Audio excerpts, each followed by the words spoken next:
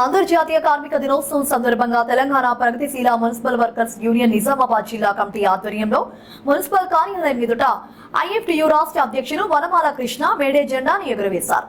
ఈ సందర్భంగా ఐఎఫ్టియు జిల్లా ప్రధాన కార్యదర్శి ఎం సుధాకర్ మాట్లాడుతూ ప్రపంచవ్యాప్తంగా కార్మికులు తమ హక్కులను సాధించుకున్న రోజు మేడే అని ఆయన పేర్కొన్నారు. 138 సంవత్సరాల క్రితం అమెరికా దేశంలో చికాగో నగరంలో పెట్టుబడిదారి విధానానికి, వెట్టి చాకిరీకి వ్యతిరేకంగా 8 గంటల పని కోసం కార్మిక వర్గం మహత్తర పోరాటం చేసిందని గుర్తు చేశారు. ఆ పోరాటాల ఫలితంగా నేడు ప్రపంచవ్యాప్తంగా కార్మికులకు 8 గంటల పని దినం అమలైందని, కానీ నరేంద్ర మోడీ ప్రభుత్వం 8 గంటల పని విధానాన్ని రద్దు చేసి 12 గంటల పని నిబంధనను తీసుకొచ్చిందని ఎద్దేవా చేశారు.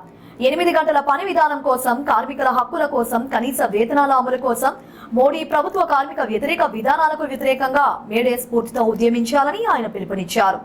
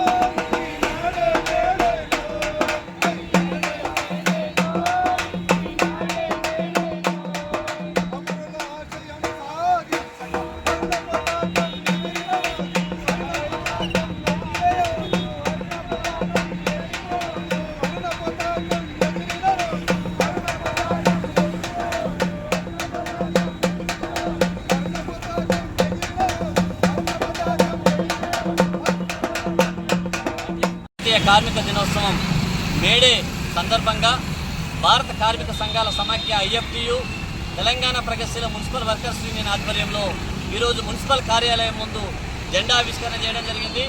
ఈ సందర్భంగా కార్మిక లోకానికి 8 గంటల పని హక్కుకై అదేవిధంగా వెట్టి చాకిరీ వ్యతిరేకంగా పోరాడి సాధించుకున్న కార్మిక హక్కులను ఇవాళ మోడీ ప్రభుత్వం కాలరాస్తా ఉన్నది. 4 లేబర్ కోడ్ల పేరుతో కార్మిక వ్యతిరేక కార్పొరేట్ కంపెనీల అనుకూల చట్టాలను తీసుకొచ్చే ప్రయత్నం చేస్తూ ఉన్నది. 8 గంటల స్థానంలో 12 గంటల పని నిబంధనలు తీసుకొచ్చే ప్రయత్నం చేస్తున్నది. కాబట్టి ఈ కార్మిక వ్యతిరేక మోడీ సర్కార్ను గద్దెదింపాలని వచ్చే పార్లమెంట్ ఎన్నికల్లో మోడీ ప్రభుత్వానికి వ్యతిరేకంగా ఓటేయాలని చెప్పేసి కార్మికులకు మేము IFTUగా పిలుపునిస్తూ ఉన్నాం. అదేవిధంగా కనీస వేతనాల అమలు కోసం, కాంట్రాక్ట్ అవుట్సోర్సింగ్ కార్మికుల పర్మనెంట్ కోసం, ఉద్యోగ ఆరోగ్య సామాజిక భద్రత కోసం మేడే స్ఫూర్తితో కార్మిక లోకం పోరాడాలని చెప్పేసి ఈ సందర్భంగా మేము IFTUగా పిలుపునిస్తా ఉన్నాం.